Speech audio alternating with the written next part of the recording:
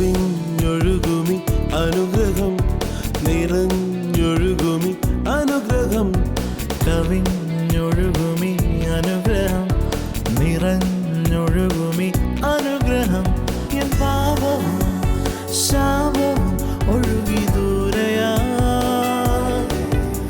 ഞാൻ സൗഖ്യമാ നീതിയാ ദൈവ പൈതലാ യേശുവിൻ സ്വന്തമായി തീർന്നു ഞാൻ എന്നെന്നും കവിഞ്ഞൊഴുകുമി അനുഗ്രഹം നിറഞ്ഞൊഴുകുമി അനുഗ്രഹം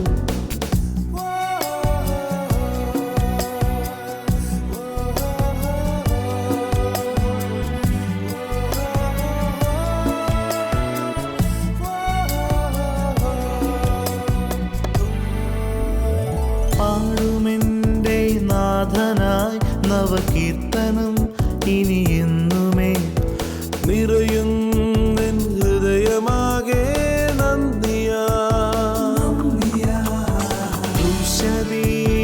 യേശുനാഥൻ ശാപമാകെ ഏറ്റതാ മുള്ളുകൊണ്ടുള്ളോർ മുടിയായി ഏറ്റതാ സമൃദ്ധിയേകിടാൻ ദരിദ്രനായതും ജീവനേകാൻ ഉയർത്തെഴുന്നതും എൻ പാപവും ശാപവും ഒഴുകി ദൂരെയാ ഞാൻ സൗഖ്യമാ നീതിയാ ദൈവ പൈതലാ യേശുവിൻ സ്വന്തമായി തീർന്നു ഞാൻ കവിഞ്ഞ് കവിഞ്ഞ് കവിഞ്ഞ് കവിഞ്ഞൊഴുകുമി അനുഗ്രഹം നിറഞ്ഞൊഴുകുമി അനുഗ്രഹം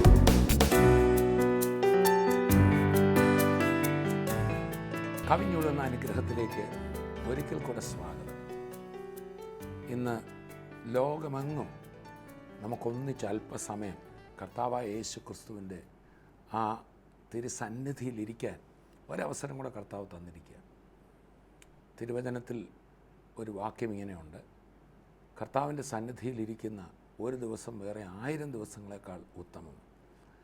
നമ്മുടെ TV പ്രോഗ്രാം കാണുന്ന പലരെയും പലയിടത്ത് വെച്ചും കാണുമ്പോൾ അവരെന്നോട് പറയാറുണ്ട്, ബ്രദറെ, അല്പസമയം ദൈവവചനത്തിന് മുമ്പിൽ ആയി തുടങ്ങുന്ന ഓരോ ദിവസവും ജീവിതത്തിൽ വലിയ അനുഗ്രഹമാണ്.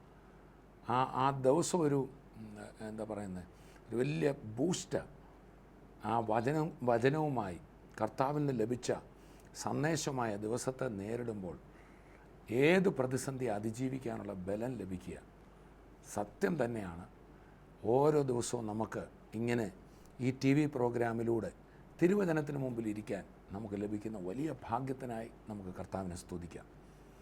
വീണ്ടും ഒരിക്കൽ കൂടെ ഞാൻ ഓർപ്പിക്കട്ടെ, നിങ്ങൾ ഞങ്ങളുടെ മുമ്പിലല്ല ഇരിക്കുന്നത്, മറിച്ച് നിങ്ങളും ഞങ്ങളും നമ്മളെല്ലാവരും ചേർന്ന് തിരുവചനത്തിന് മുമ്പിലായിരിക്കുന്നത്. ഇന്ന് ഒരു പ്രത്യേക വിഷയം നമുക്കൊന്നിച്ച് ഒന്ന് പഠിക്കാനായിട്ട് ആഗ്രഹിക്കുകയാണ്. ഈ ദിവസങ്ങളിൽ വളരെയധികം കേൾക്കുന്ന ഒരു കാര്യമാണ്, നമ്മൾ പഴയ നിയമം പ്രസംഗിക്കണോ പുതിയ നിയമം പ്രസംഗിക്കണോ, രണ്ടും കൂടെ മിക്സ് ചെയ്ത് പ്രസംഗിക്കണോ? ഒത്തിരി ചോദ്യചിഹ്നങ്ങളാണ്. നമ്മൾ പുതിയ നിയമ വിശ്വാസികളാണെന്ന് എല്ലാവർക്കും അറിയാം. അപ്പം പഴയ നിയമത്തെ തള്ളിക്കളയണോ, പുതിയ നിയമമാണോ, ഇങ്ങനെയൊക്കെ ഒത്തിരി ചോദ്യങ്ങൾ വരുമ്പോൾ തിരുവചനം അതിനെക്കുറിച്ച് എന്താ പറയുന്നത്? ഞാൻ ദിവസങ്ങളിൽ ഇങ്ങനെ ഈ കാര്യങ്ങളെക്കുറിച്ച് പലപ്പോഴും കേൾക്കുമ്പോൾ പ്രാർത്ഥിക്കുകയും കർത്താവിൻ്റെ സന്നിധിയിൽ ഈ കാര്യം ഇങ്ങനെ ചിന്തിക്കുകയൊക്കെ ചെയ്തപ്പോൾ കർത്താവിൻ്റെ ആത്മാവിൻ്റെ ഉള്ളിൽ എടുത്തു കാണിച്ചൊരു വാക്യമുണ്ട്. എൻ്റെ ഉള്ളത്തോട് സംസാരിക്കുന്ന പോലെ എനിക്ക് ഫീൽ ചെയ്ത്, മകനെ, പഴയ നിയമം പ്രസംഗിക്കാനോ പുതിയ നിയമം പ്രസംഗിക്കാനോ അങ്ങനെ ഒന്നും അല്ലല്ലോ വചനത്തിൽ നീ വായിക്കുന്നത്. വചനത്തിൽ എന്താ വായിക്കുന്നത്? വചനം പ്രസംഗിക്കാമെന്ന്. ആ വാക്യം ഞാനൊന്ന് വായിക്കാം. അപ്പോസ്തലനായ പൗലോസ്ലീഹയാണ് തിമോഥെയോസിന് എഴുതുമ്പോൾ ഈ വചനം പറയുന്നത് വചനം പ്രസംഗിക്കുക, ഒരു കമാൻഡാണ്. നീ പഴയ നിയമം പ്രസംഗിക്കുക, പുതിയ നിയമം പ്രസംഗിക്കുക, തിരുവെഴുത്ത് പ്രസംഗിക്കുന്നൊന്നുമല്ല, വചനം പ്രസംഗിക്കുക. ആ വാക്യം ഞാനൊന്ന് വായിക്കാം, 2 തിമോഥെയോസ് 4-ാം അധ്യായം 1 മുതൽ തന്നെ ശ്രദ്ധിക്കണം. ഞാൻ ദൈവത്തെയും ജീവികൾക്കും മരിച്ചവർക്കും ന്യായവിസ്താരം നടത്തുവാനുള്ള ക്രിസ്തുവേശുവിനെയും സാക്ഷി വെച്ച് അവൻ്റെ പ്രത്യക്ഷതയും രാജ്യവും ചൊല്ലി സത്യം ചെയ്ത് കൽപ്പിക്കുന്നത്. ഇവിടെ പൗലോസ്ലീഹ പ്രസംഗകനായ സുവിശേഷകനായ ഒരു സഭയുടെ പാസ്റ്ററായ കുറേ സഭകളുടെ ചുമതലയുള്ള ഒരു ഓവർസിയറായ തിമോഥെയോസ് എന്ന് പറയുന്ന ആ യുവ സഭാ നേതാവിനോട് പറയുക, അപ്പോസ്തലൻ പറയുക, ഞാൻ സത്യം ചെയ്ത് നിന്നോട് കൽപ്പിക്കുന്നത്. This is A command. എന്താണ് കൽപ്പിക്കുന്നത്? വചനം പ്രസംഗിക്കുക, പ്രീച്ച് ദ വേർഡ്. അതായിരിക്കും നമ്മൾ ഇന്ന് പഠിക്കാൻ പോകുന്നത്. നമ്മുടെ മനസ്സിൽ ഒത്തിരി ചോദ്യചിഹ്നങ്ങൾ ഉണ്ട്. ഞാൻ പഴയ നിയമം പ്രസംഗിക്കണോ, പുതിയ നിയമം പ്രസംഗിക്കണോ, ഏതാ നമുക്കുള്ളത്? ആ വാക്യം എടുക്കാമോ, ഈ വാക്യം എടുക്കാമോ? നമ്മളെല്ലാവരും ഇന്ന് തന്നെ കേൾക്കുന്നവർ വചനം പ്രസംഗിക്കുന്നവരുണ്ട്, പലയിടത്തും വചനം കേൾക്കുന്നവരുണ്ട്. ടി വി പ്രോഗ്രാമിലൂടെ സഭകളിലൊക്കെ ഈ കാലഘട്ടത്തിൽ വചന കേൾവിക്ക് ഒട്ടും കുറവില്ല. പക്ഷേ അതിനിടയിൽ നമുക്കൊക്കെ ഒരു ചോദ്യം, ഞാൻ ഏതെടുക്കണം, ഏത് പ്രസംഗിക്കണം? ഇതാണ് അതിനുള്ള മറുപടി, വചനം പ്രസംഗിക്കുക. പ്രിയപ്പെട്ടവർ, എന്തായി വചനം? വചനമെന്ന് പറയുന്നത് ഒരു പുസ്തകമല്ല, അതൊരു വ്യക്തിയാണ്. ആ വചനം അത്രേ കർത്താവായ യേശു ക്രിസ്തു. അപ്പോസ്തലന്മാരെല്ലാം വചനം എന്ന് പറയുമ്പോൾ തന്നെ ആ വചനം കർത്താവായ യേശു ക്രിസ്തുവാണ്. ചുരുക്കി പറഞ്ഞാൽ നമ്മൾ എന്താ പ്രസംഗിക്കേണ്ടത്? യേശു ക്രിസ്തുവിനെ. അപ്പോൾ പലരും പറയും അത് സുവിശേഷം പറയുമ്പോഴല്ലേ യേശു ക്രിസ്തുവിനെ പ്രസംഗിക്കേണ്ടത്, രക്ഷിക്കപ്പെടുന്ന വരെ. നോ, അല്ല. രക്ഷിക്കപ്പെടാനും യേശു ക്രിസ്തുവിനെയാണ് പ്രസംഗിക്കേണ്ടത്. രക്ഷയിലായവരെ, കർത്താവിനെ സ്വീകരിച്ചവരെ രക്ഷയിൽ വളർത്താനും യേശുവിനെയാണ് പ്രസംഗിക്കേണ്ടത്. യേശുവാണ് വചനം. നമുക്ക് 2-3 വാക്യങ്ങൾ ഒന്ന് നോക്കാം. ദൈവവചനമെന്ന് പൗലോസ്ലീഹ ഒരു ഭാഗത്ത് എബ്രായർ ലേഖനം 4:12 ദൈവത്തിൻ്റെ വചനം ഇരുവായ്ത്തലുള്ള ഏത് വാളിനേക്കാളും മൂർച്ചയുള്ളതാണ് എന്ന് പറയുന്നൊരു വാക്യം എല്ലാവർക്കും പരിചിതമാണ്. ഞാനൊന്ന് വായിക്കാം. എബ്രായർ 4:12 ശ്രദ്ധിക്കുക. ദൈവത്തിൻ്റെ വചനം ജീവനും ചൈതന്യവുമുള്ളതായി ഇരുവായ്ത്തലയുള്ള ഏത് വാളിനേക്കാളും മൂർച്ചയേറിയതും പ്രാണനെയും ആത്മാവിനെയും സന്ധിമജ്ജകളെയും വേർപിടിവിക്കും വരെ തുളച്ചു ചെല്ലുന്നതും ഹൃദയത്തിലെ ചിന്തനങ്ങളെയും ഭാവങ്ങളെയും വിവേചിക്കുന്നതും ആകുന്നു. ദൈവത്തിൻ്റെ വചനം. ദൈവത്തിൻ്റെ വചനം എന്ന് കേൾക്കുമ്പോൾ പെട്ടെന്ന് നമുക്ക് പലത് മനസ്സിലേക്ക് വരും. ബൈബിൾ, പഴയ നിയമം, പുതിയ നിയമം, വാക്കുകൾ, അല്ലെങ്കിൽ പ്രിൻ്റ് ചെയ്തിരിക്കുന്ന ലെറ്റേഴ്സ്, ഇതൊക്കെ നമ്മുടെ മനസ്സിലേക്ക് വരുന്നത്. വാസ്തവത്തിൽ ദൈവത്തിൻ്റെ വചനം എന്ന് പറയുന്നൊരു വ്യക്തിയാണ്. അതുകൊണ്ടാണ് ഇവിടെ പറയാണ്, ഈ ദൈവത്തിൻ്റെ വചനം ഹൃദയങ്ങളെയും ഭാവങ്ങളെയും എല്ലാം വിവേചിക്കുന്നതും ആകുന്നു എന്ന് പറഞ്ഞിട്ട് അടുത്ത വാക്യം 13-ാം വാക്യം എബ്രായർ 4:12 വായിച്ച് 13. അവന് മറഞ്ഞിരിക്കുന്ന ഒരു സൃഷ്ടിയുമില്ല, സകലവും അവൻ്റെ കണ്ണിന് നഗ്നവും മലർന്നതുമായി കിടക്കുന്നു, അവനുമായിട്ടാകുന്നു നമുക്ക് കാര്യമുള്ളത്. ദൈവത്തിൻ്റെ വചനം ഇരുവായ്ത്തലയുള്ളതും മൂർച്ചയുള്ളതാണെന്ന് പറഞ്ഞിട്ട് ഇവിടെ പറയാം അവനുമായിട്ടാകുന്നു. അതുമായിട്ടാണെന്നല്ല, വചനത്തെ അതെന്നല്ല, അവനെന്നാണ് ഇവിടെ പറയുന്നത്. Praise the Lord. അപ്പോൾ ക്രിസ്തുവിനെയാണ് ഇതുവരെ കർത്താവിനെ അറിയാത്തവരോടും പ്രസംഗിക്കേണ്ടത് ക്രിസ്തുവിനെയാണ്. കർത്താവിലായി സഭയിലായവരോടും പ്രസംഗിക്കേണ്ടത് ക്രിസ്തുവിനെയാണ്. അതാണ് അപ്പോസ്തലന്മാർ പ്രസംഗിച്ചത്. നമ്മളിങ്ങനെ വായിക്കുന്നു, ആദിമസഭ അവർ കൂട്ടായ്മ ആചരിച്ചു, അപ്പോസ്തലന്മാരുടെ ഉപദേശം കേട്ടു. അപ്പോസ്തലന്മാരെന്നാ ഉപദേശിച്ചത്? അപ്പോസ്തലന്മാർ ക്രിസ്തുവിനെയാണ് പ്രസംഗിച്ചത്. നമുക്ക് ഇനിയും 1-2 വേദഭാഗങ്ങൾ കൂടെ നോക്കാം. എല്ലാവർക്കും അറിയാവുന്ന ഒരു വാക്യമാണല്ലോ യോഹന്നാന്റെ സുവിശേഷം 1-ാം അധ്യായത്തിൻ്റെ ആദ്യ വാക്യം. ആദിയിൽ വചനമുണ്ടായിരുന്നു, വചനം ദൈവത്തോടു കൂടിയായിരുന്നു, വചനം ദൈവമായിരുന്നു എന്ന് പറഞ്ഞിട്ട് അത് യേശുക്രിസ്തുവിനെ കുറിച്ചാണ്. അതിൻ്റെ 14-ാം വാക്യത്തിൽ പറയാണ്, വചനം ജഡമായി തീർന്നു, കൃപയും സത്യവും നിറഞ്ഞവനായി നമ്മുടെ ഇടയിൽ പാർത്തു. വചനം ആരാ? കർത്താവായ യേശുക്രിസ്തു തന്നെയാണ്. നമ്മൾ ഒത്തിരി കൺഫ്യൂസ്ഡ് ആകണ്ട. യേശുക്രിസ്തുവിനെയാണ് വിശ്വാസിക്ക് കൊടുക്കേണ്ടത്. യേശുക്രിസ്തുവിനെയാണ് ഇതുവരെ കർത്താവിനെ അറിയാത്തവർക്ക് കൊടുക്കേണ്ടത്. നമുക്കൊരു വ്യക്തിയെ പ്രസംഗിക്കാം, സബ്ജക്റ്റുകളല്ല. ചിലരിങ്ങനെ ചോദിക്കാറുണ്ട്, നിങ്ങൾ കൃപയുടെ പ്രസംഗകരാണോ, ന്യായപ്രമാണത്തിൻ്റെ പ്രസംഗകരാണോ? പ്രിയപ്പെട്ടവരെ, അത് നിശ്ചയമായിട്ട് സുവിശേഷം കൃപയുടെ സുവിശേഷമാണല്ലോ. അപ്പോൾ തന്നെ നമ്മൾ കൃപയുടെ സുവിശേഷം, വേറൊരു സുവിശേഷം, അങ്ങനെയൊന്നുമില്ല. ഒരാളേ ഉള്ളൂ, അത് യേശുവാണ്. നമ്മൾ പലപ്പോഴും ഈ വ്യക്തിയെ വിട്ടിട്ട് ഈ വിഷയങ്ങളെല്ലാം പറഞ്ഞ് അങ്ങോട്ടും ഇങ്ങോട്ടും വാദവും തർക്കവുമായി വലിയ ഇഷ്യൂസ് ആകുക. അതുകൊണ്ട് തന്നെയാണല്ലോ ഒരിക്കൽ കർത്താവായ യേശു ക്രിസ്തു ഇങ്ങനെ പറഞ്ഞു, യോഹന്നാൻ്റെ സുവിശേഷം 5:39-40 വാക്യങ്ങൾ, നിങ്ങൾ തിരുവെഴുത്തുകളെ ശോധന ചെയ്യുന്നു, അവയിൽ നിങ്ങൾക്ക് നിത്യജീവൻ ഉണ്ട് എന്ന് നിങ്ങൾ നിരൂപിക്കുന്നു. അവ എനിക്ക് സാക്ഷ്യം പറയുന്നു, എങ്കിലും ജീവൻ പ്രാപിക്കേണ്ടതിന് എൻ്റെ അടുക്കൽ വരാൻ നിങ്ങൾക്ക് മനസ്സില്ല. നിങ്ങൾ പുസ്തകത്തിനകത്തെ കാര്യങ്ങൾ അങ്ങോട്ടും ഇങ്ങോട്ടും പറഞ്ഞ് ഒക്കെ ഇരിക്കുക, പുസ്തകം സെർച്ച് ചെയ്യുക, ആ വാക്യം അങ്ങനെ കിടക്കുന്നു ഇങ്ങനെ കിടക്കുന്നു, ഞാൻ ദേ ഇവിടെ നിൽക്കുക, എൻ്റെ അടുക്കലോട്ട് വരുന്നില്ല. ഇതല്ലേ അറിയാതെ നമ്മളും സംഭവിച്ചു പോകുന്നത്. നമ്മൾ അങ്ങോട്ടും ഇങ്ങോട്ടും ആ സുവിശേഷവും ഈ സുവിശേഷവും പഴയ നിയമവും പുതിയ നിയമവും ഒക്കെ പറഞ്ഞ് പുസ്തകത്തിലേക്കാണ് പലപ്പോഴും പോകുന്നത്. We are not the people of a book. നമ്മൾ പുസ്തകത്തിൻ്റെ ആൾക്കാരല്ല, നമ്മുടെ ഒരു വ്യക്തിയുടെ ആൾക്കാരാണ്. നമ്മുടെ കർത്താവ് പുസ്തകം മടക്കി നമുക്കറിയാം, സിനഗോഗിൽ വെച്ച് കർത്താവ് പുസ്തകം മടക്കി ശുശ്രൂഷക്കാരന് തിരികെ കൊടുത്തിട്ട് കർത്താവ് ഇറങ്ങിച്ചെന്ന ശീമോൻ്റെ വീട്ടിലേക്ക്, അടുത്ത ഭവനങ്ങളിലേക്ക്. അത് ആ വചനം, പഴയ നിയമം ദൈവവചനമല്ലേ? അതെ. പഴയ നിയമം തിരുവെഴുത്തല്ലേ? അതെ, തിരുവെഴുത്താ. പുതിയ നിയമം തിരുവെഴുത്തല്ലേ? അതെ, പുതിയ നിയമത്തെയും തിരുവെഴുത്തെന്ന് പറഞ്ഞിട്ടുണ്ട്, പഴയ നിയമത്തെയും തിരുവെഴുത്തെന്ന് പറഞ്ഞിട്ടുണ്ട്. പത്രോസ് തൻ്റെ ലേഖനത്തിൽ പൗലൂസിൻ്റെ ലേഖനങ്ങളെക്കുറിച്ച് പറയുമ്പോൾ 2 പത്രോസ് 3-ാം അധ്യായത്തിൽ നമ്മളിങ്ങനെ വായിക്കുന്നു, പൗലൂസിൻ്റെ ലേഖനങ്ങളെക്കുറിച്ച് പത്രോസ് പറയുക, ഇതിനെക്കുറിച്ച് പറയുന്ന തൻ്റെ സകല ലേഖനങ്ങളിലും നമ്മുടെ സഹോദരനായ പൗലൂസും നിങ്ങൾക്ക് എഴുതിയിട്ടുണ്ടല്ലോ. പത്രോസിൻ്റെ 2-ാം ലേഖനത്തിലേക്ക് നമുക്കൊന്ന് വരാം. 2 പത്രോസ് 3-ാം അധ്യായത്തിൻ്റെ 15 മുതൽ വായിക്കുന്നത്. നമ്മുടെ പ്രിയ സഹോദരനായ പൗലൂസും തനിക്ക് ലഭിച്ച ജ്ഞാനത്തിന് തക്കവണ്ണം നിങ്ങൾക്കും ഇതിനെക്കുറിച്ച് സംസാരിക്കുന്ന സകല ലേഖനങ്ങളും എഴുതിയിട്ടുണ്ടല്ലോ. അവയിൽ ഗ്രഹിപ്പാൻ പ്രയാസമുള്ള ചിലതുണ്ട്. അറിവില്ലാത്തവരും അസ്ഥിരരുമായവർ ശേഷം തിരുവെഴുത്തുകളെപ്പോലെ അതും തങ്ങളുടെ നാശത്തിനായി കോട്ടിക്കളയുന്നു. അപ്പം പൗലൂസ് പത്രോസിൻ്റെ എഴുത്തുകളെ തിരുവെഴുത്തെന്നാണ് പറയുന്നത്. അപ്പോൾ തന്നെ നമ്മൾ തിമോഥെയോസിൻ്റെ ലേഖനത്തിൽ പൗലൂസ് തിമോഥെയോസിനോട് പറയുമ്പോൾ പഴയ നിയമ ഗ്രന്ഥങ്ങളെ തിരുവെഴുത്തുകൾ എന്ന് പറയുന്നുണ്ട്. എല്ലാ തിരുവെഴുത്തും ദൈവശ്വാസ്യമാണ് എന്ന് പറയുന്നുണ്ട്. അപ്പോൾ പഴയ നിയമത്തെയും തിരുവെഴുത്തും തന്നെയാണ് പൗലൂസ് വിളിക്കുന്നത്, പുതിയ നിയമത്തെയും തിരുവെഴുത്തുന്നത്. പക്ഷേ ഒരു കാര്യം നമ്മൾ മനസ്സിലാക്കണം, പഴയ നിയമ തിരുവെഴുത്തുകൾ വചനം വരാൻ പോകുന്നെന്ന് വെളിപ്പെടുത്തി.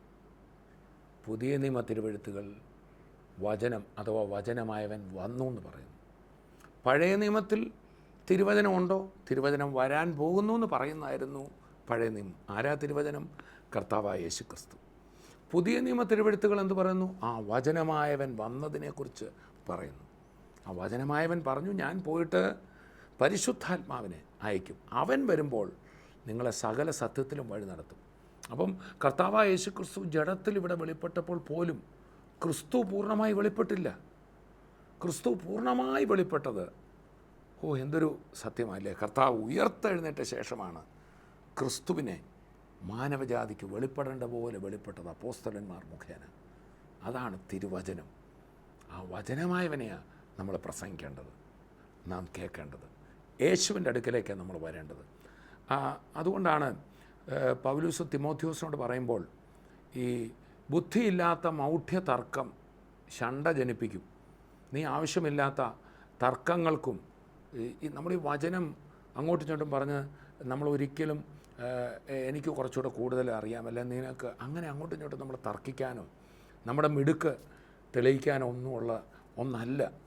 മറിച്ച് നമ്മളെ ഈ തിരുവെഴുത്തുകൾ, പഴയ നിയമത്തിലെ തിരുവെഴുത്തും പുതിയ നിയമത്തിലെ തിരുവെഴുത്തും ക്രിസ്തുവിൻ്റെ അടുക്കൽ കൊണ്ടുവരുന്നുണ്ടോ?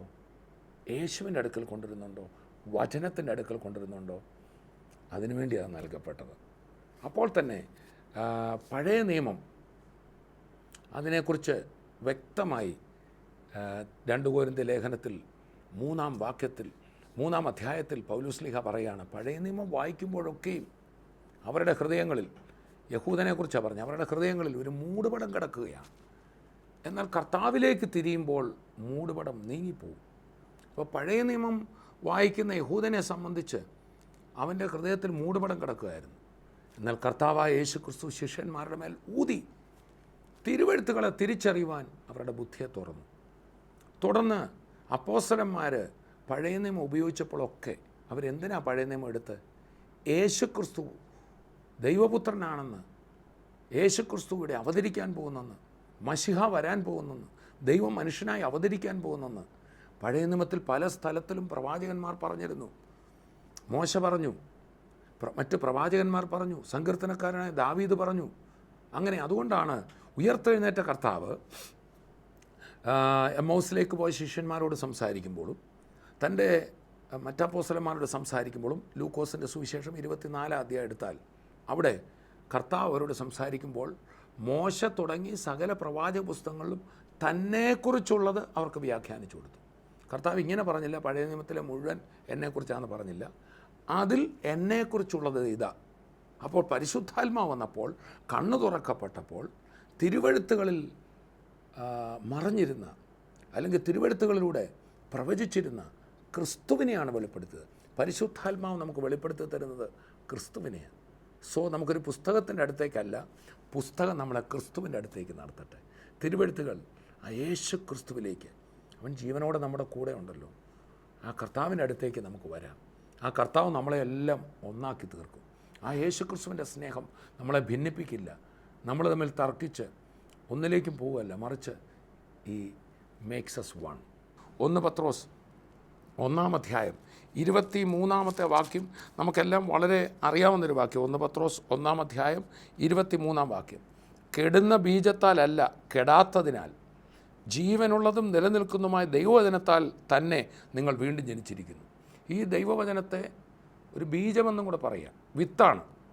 നിങ്ങൾ വീണ്ടും ജനിച്ചത്, നിങ്ങളുടെ ഉള്ളിൽ ജനനം നടന്നത് ഒരു വിത്തിനാല, ഒരു ദൈവവചനത്താല.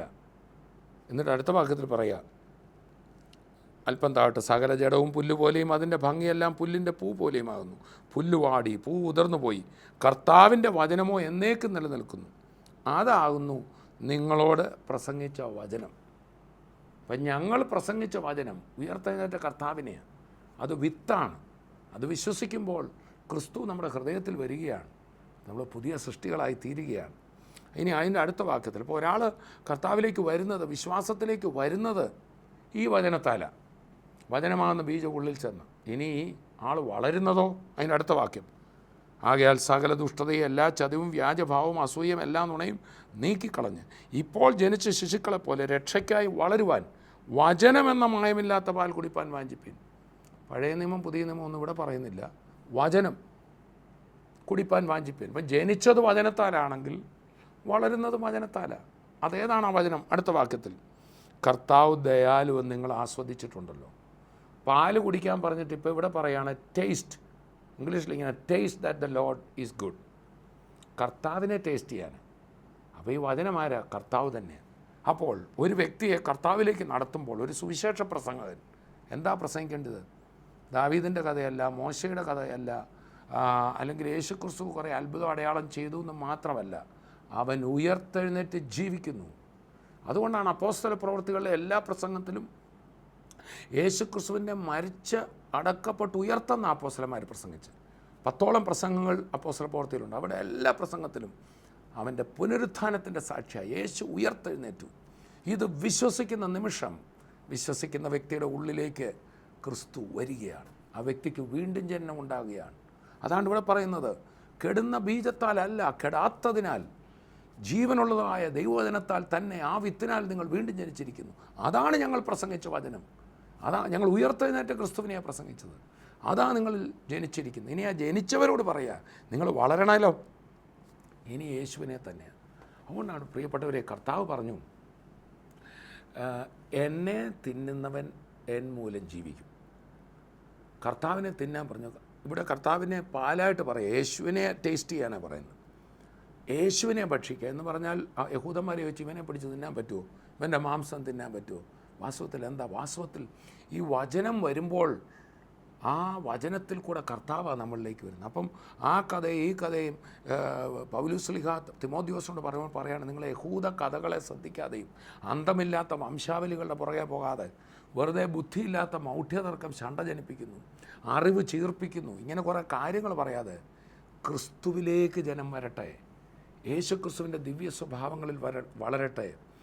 ആത്മീക വർധനയ്ക്കും വിശ്വാസം വർദ്ധിക്കുന്നതിനുമുള്ള കാര്യങ്ങളല്ലാതെ കുറേ തർക്കസൂത്രങ്ങൾ നമുക്ക് വേണ്ട എന്നാണ് പൗലോസ് ലീഹ പറയുകയും മാത്രമല്ല അങ്ങനെയുള്ള കാര്യങ്ങൾക്കെതിരെ അവരെ കഠിനമായി ശാസിക്കാനാണ് പൗലോസ് ലീഹ തിമോഥെയോസിനോടൊക്കെ പറയുന്നത്.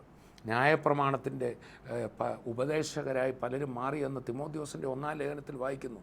ക്രിസ്തുവിലേക്ക് നടത്തുന്നില്ല, ന്യായപ്രമാണത്തിൻ്റെ ഉപദേഷ്ടാക്കന്മാരായി പലരും മാറാൻ ഇച്ഛിക്കുന്നു. അത് നമുക്ക് ഇതിൻ്റെ അടുത്ത ക്ലാസ്സിൽ നമുക്കൊന്നിച്ച് ചിന്തിക്കാം.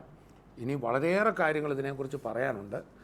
പ്രിയപ്പെട്ടവരെ, ചുരുക്കി പറഞ്ഞാൽ നമ്മൾ കർത്താവിനെ അറിഞ്ഞവരാണോ ശുശ്രൂഷകരാണോ നമുക്കൊരിക്കൽ കൂടെ യേശു കർത്താവിൻ്റെ അടുക്കിലേക്ക് വരാം. നമുക്ക് പുസ്തകത്തിലെ കുറേ കാര്യങ്ങൾ, അക്ഷരം കൊല്ലുന്നു ആത്മാവോ ജീവിപ്പിക്കുന്നു, കുറേ അക്ഷരങ്ങളാക്കി വേണമെങ്കിൽ പുതിയ നിയമം പറയുന്നതും പഴയ നിയമം പറയുന്നതും ഒക്കെ കേവലം അക്ഷരങ്ങളാക്കി മാറ്റാൻ പറ്റും, കുറേ ഉപദേശങ്ങളാക്കി മാറ്റാൻ പറ്റും. നമ്മളൊരു ഉപദേശത്തിൻ്റെ അടുക്കിലേക്കല്ല വന്നിരിക്കുന്നത്. നമ്മുടെ സഭയ്ക്ക് എത്ര ഉപദേശമുണ്ട്, എത്ര ടീച്ചിങ് ഉണ്ട്, ഇതൊന്നുമല്ല. ഓരോ ദിവസവും യേശുവിനോട് ചേർന്ന് ജീവിക്കുന്ന കർത്താവിൽ വളർത്തി യേശുവാകുന്ന വചനത്തെ ആ കർത്താവിൻ്റെ ദിവ്യ സ്വഭാവങ്ങളിൽ കൂട്ടാളിയായി ഓരോ വിശ്വാസി ക്രിസ്തു എന്ന തലയോളം സകലത്തിൽ വളരുവാൻ. പുതിയ നിയമത്തിലൊക്കെ പറയുന്ന വേദഭാഗം ക്രിസ്തുവിൻ്റെ പരിജ്ഞാനത്തിൽ വളരട്ടെ എന്ന്. നമുക്ക് കുറച്ച് വേദഭാഗങ്ങളോട് ഒന്നിച്ച് ചിന്തിക്കാം. സോ എന്നെ കേൾക്കുന്ന മുഴുവൻ പേരോടും ഞാൻ പറയട്ടെ, കർത്താവ് നിങ്ങളെ തിരഞ്ഞെടുത്തിരിക്കുക. നിങ്ങളൊരു സുവിശേഷകനാണോ, ഒരു പാസ്റ്ററാണോ, ഒരു ബൈബിൾ വിദ്യാർത്ഥിയാണോ, ഒരു ഏതെങ്കിലും ഒരു സഭയിൽ കടന്നു പോകുന്ന ഒരു വിശ്വാസിയാണോ, നമുക്കെല്ലാം ഒരു രക്ഷകനേ ഉള്ളൂ, യേശു മാത്രം. നമുക്കെല്ലാം ഉയർത്താൻ ഒരാനേ ഉള്ളൂ, അത് യേശു കർത്താവ് മാത്രം. നമ്മുടെ വചനങ്ങളിൽ കൂടെ, നമ്മുടെ പ്രസംഗത്തിൽ കൂടെ ക്രിസ്തുവോട് വെളിപ്പെടട്ടെ. സ്നേഹവാനായ കർത്താവിൻ്റെ കരം ജനങ്ങൾ കാണട്ടെ. ആ കരം നീളുന്നിടത്ത് രോഗികൾ സൗഖ്യമാവും. നമ്മളിങ്ങനെ വായിക്കുന്നു, കർത്താവിൻ്റെ വചനം സുവിശേഷകർ കടന്നുപോയി പ്രസംഗിച്ചു. അത്ഭുതങ്ങളാലും അടയാളങ്ങളാലും കർത്താവ് തൻ്റെ വചനത്തെ ഉറപ്പിച്ചു. നമ്മൾ വചനം പറയുമ്പോൾ അഥവാ ഉയർത്തെഴുന്നേറ്റ കർത്താവ് ജീവിക്കുന്നു, നിങ്ങളുടെ സമീപമുണ്ട് എന്ന് എവിടെയെങ്കിലും ആരെങ്കിലും പ്രസംഗിച്ചാൽ ആ വചനത്തെ കർത്താവ് ഉറപ്പിക്കും, അറ്റസ്റ്റ് ചെയ്യും, സീൽ ചെയ്യും. അതെ, ഇതാ എൻ്റെ വചനം, ഇതാ എൻ്റെ വചനമെന്ന്. പലരും അത്ഭുതങ്ങളെ അടയാളങ്ങളെ ഒക്കെ തള്ളിപ്പറയാറുണ്ട്. വചനം പറയാൻ വല്ല അത്ഭുതം അടയാളമാണോ? പ്രിയ സഹോദര, വചനം പറഞ്ഞാൽ, വചനമായവൻ ഒരിടത്ത് വെളിപ്പെട്ടാൽ, അവൻ പാലസ്തീനിൽ വെളിപ്പെട്ടപ്പോൾ വചനമായവൻ എന്തൊക്കെ ചെയ്തോ ഇന്നും വചനം വെളിപ്പെട്ടാൽ അതെല്ലാം സംഭവിക്കും. അന്ന് വചനമായവൻ രോഗികളെ സൗഖ്യമാക്കിയെങ്കിൽ ഇന്നും സൗഖ്യമാക്കും. ആ വചനമായവൻ ആ ഇരുവായുത്തലയുള്ള വാളിനേക്കാൾ മൂർച്ചയുള്ള വചനമെന്ന് പറയുമ്പോൾ വെട്ടാനാന്ന് തോന്നും. വെട്ടുകല്ല, സ്നേഹത്തിൻ്റെ മൂർച്ചയാണത്. അത് ഹൃദയത്തിൻ്റെ ആഴത്തിലേക്ക് ഇറങ്ങും, ഭാരങ്ങൾ വെളിപ്പെടുത്തും, നിരാശകൾ എടുത്തു മാറ്റും. ആ വചനത്തിൻ്റെ സ്നേഹത്തിൻ്റെ കണ്ണുകൾ നമ്മുടെ അടുക്കിലേക്ക് വരിക. ഞാൻ അവനെ പ്രസംഗിക്കുന്നതിൽ സന്തോഷിക്കുന്നു. തകർന്നൊരു വ്യക്തിയാണോ എന്നെ കേട്ടുകൊണ്ടിരിക്കുന്നത്? യേശുവേ, അങ്ങനെക്കായി ഉയർത്ത് ജീവിക്കുന്നു, എൻ്റെ ഉള്ളിലേക്ക് വരണമെന്ന് പറയുമ്പോൾ ക്രിസ്തു നിങ്ങളുടെ ജീവിതത്തിൻ്റേതായി മാറും. രോഗികളാണോ എന്നെ കേൾക്കുന്നത്? വചനം അയച്ച് കർത്താവ് സൗഖ്യമാക്കി എന്ന് വായിക്കുന്നു. അയച്ച വചനം ഏതാ? ബൈബിൾ അയച്ചെന്നല്ല, ജീവനുള്ള കർത്താവിനെ അയച്ച് സൗഖ്യമാക്കി. ഇന്ന് അതേ വചനമാണ് ഈ വാക്കുകളിൽ കൂടെ, ഈ വചനത്തിൽ കൂടെ അതേ യേശുവാ നിങ്ങളെ സ്പർശിക്കുന്ന. ക്യാൻസർ സൗഖ്യമാവും, ആ ബന്ധനങ്ങൾ അഴിയും, ആ കെട്ടുകൾ പൊട്ടും, ഭാരങ്ങൾ മാറും. നമുക്ക് പ്രാർത്ഥിക്കാം.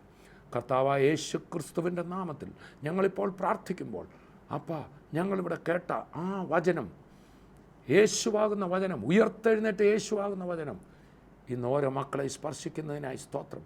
പാലസ്തീനിൽ ജഡമായി തീർന്ന വചനം നടന്നെങ്കിൽ ഇന്ന് ആ ഉയർത്തെഴുന്നേറ്റ കർത്താവ്, ആ വചനം, കർത്താവെ, മക്കളെ തൊടണമേ. ഹൃദയത്തിൽ ആ സമാധാനത്തോടിരിക്കുന്നവർക്ക് സമാധാനം കൊടുക്കണമേ. ഭാരത്തിലിരിക്കുന്നവർ വിടുതലാകട്ടെ. രോഗികളെ യേശുവിൻ്റെ നാമത്തിൽ ഇപ്പോൾ തന്നെ രോഗബന്ധനങ്ങളെ ശാസിക്കുന്നു. തലവേദനകൾ മാറട്ടെ, അസ്വസ്ഥതകൾ മാറട്ടെ. നെഞ്ചുവേദനയായി നാളുകളായി ഭാരപ്പെടുന്ന വ്യക്തി, കർത്താവ് നിന്നെ സൗഖ്യമാക്കും. യേശു ക്രിസ്തുവിൻ്റെ നാമത്തിൽ, യേശുവിൻ്റെ നാമത്തിൽ എല്ലാ ഭാരങ്ങളും മാറട്ടെ, എല്ലാ വ്രണങ്ങളും മാറട്ടെ, ആ ഓപ്പറേഷനുകൾ മാറിപ്പോകട്ടെ. കർത്താവെ, ഞാൻ പ്രാർത്ഥിക്കുമ്പോൾ ഏത് ഭാരത്തിലാണോ എൻ്റെ മക്കളിരിക്കുന്നത്, നിങ്ങളുടെ കരം തൊട്ട് വിടുവിക്കുന്നതിനായി സ്വത്രം. വിദ്യാർത്ഥികൾക്ക് വേണ്ടി ഞാൻ പ്രാർത്ഥിക്കുന്നു, ജോലി ചെയ്യുന്നവർക്ക് വേണ്ടി, കർഷകർക്ക് വേണ്ടി, മറ്റ് വിവിധ ജോലി കാര്യങ്ങൾ ഇടപെടുന്നവർ, അവരുടെ അധ്വാനത്തെയും പ്രവൃത്തിയെയും അങ്ങ് അനുഗ്രഹത്താൽ നിറച്ച് മാനിക്കണം. കർത്താവെ, അനുഗ്രഹിക്കുന്നു. പ്രാർത്ഥന കേട്ടതിനായി നന്ദി. യേശുവിൻ നാമത്തിൽ തന്നെ ആമേൻ. ആമേൻ. നമുക്ക് വീണ്ടും നമ്മൾ തുടരുകയാണ്. പഴയ നിയമം പ്രസംഗിക്കണോ, പുതിയ നിയമം പ്രസംഗിക്കണോ, കൃപ പ്രസംഗിക്കണോ, ന്യായപ്രമാണം പ്രസംഗിക്കണോ, വചനം പ്രസംഗിക്കാം, ആ വചനമായവനെ പ്രസംഗിക്കാം. അടുത്ത എപ്പിസോഡിൽ നമുക്ക് വീണ്ടും കാണാം. അതുവരെ കർത്താവിന്റെ കൃപയിൽ നമ്മെ സൂക്ഷിക്കട്ടെ. I bless you in Jesus name. തിരുനിണത്താലെന്നെ കഴുകിടേണമേ, ശുദ്ധമാക്കേണമേ, ഉള്ളം ശുദ്ധമാക്കേണമേ.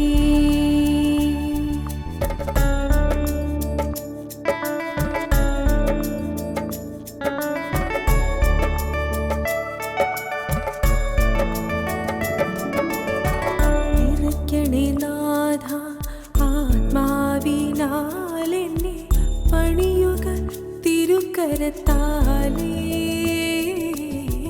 നിറയ്ക്കണേ നാഥ ആത്മാവിനാലെന്നെ, പണിയുക തിരുക്കരത്താലേ.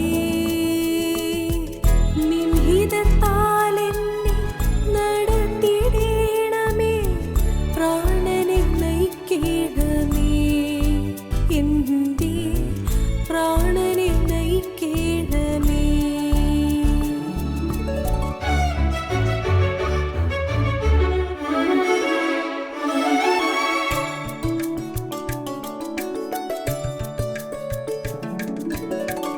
തിരുക്കരത്താൽ എന്നെ അഭിഷേകം ചെയ്യണേ നാഥ ആത്മാവിനാലേ. തിരുക്കരത്താൽ എന്നെ അഭിഷേകം ചെയ്യണേ നാഥ ആത്മാവിനാലേ.